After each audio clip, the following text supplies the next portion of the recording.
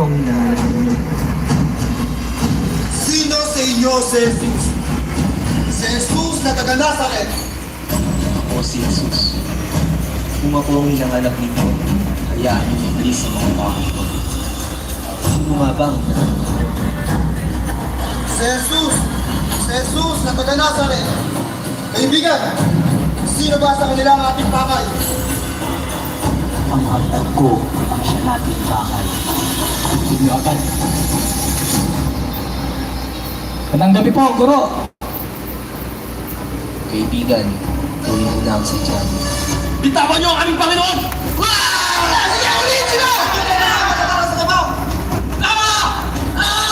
Ang tenga ko! Ang tenga ko! Natapos ang tenga ko! Pedro, salong mong yung taba. Kung nabubuhay sa patalim ay sa patalim din mamamatay. Sige! Ulihin niyo yan! Ako magtatali!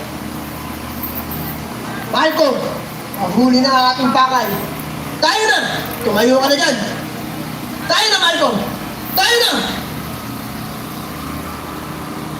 Maglaan po tayo ng ilang minuto tahimikan. Huwag muna po tayong aalis hanggat hindi pa po natatapos ang ating mga panalangin. Panginoong Jesus, sa halamanan ng Getsemani ay nakita namin ang pagtatalo ng iyong loob, ang takot at bigat na iyong iniharap sa Ama. Ngunit sa kabila noon ay pinili mong manatiling tapat sa kanyang kalooban.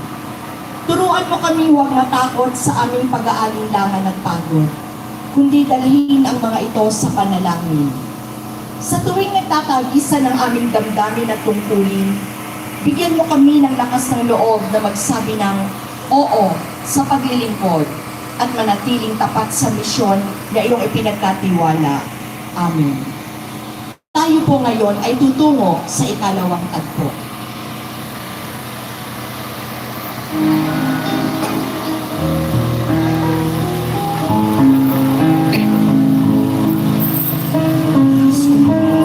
Samba sa iyo at lumanalang sa krus mo, Panginoong Jesucristo.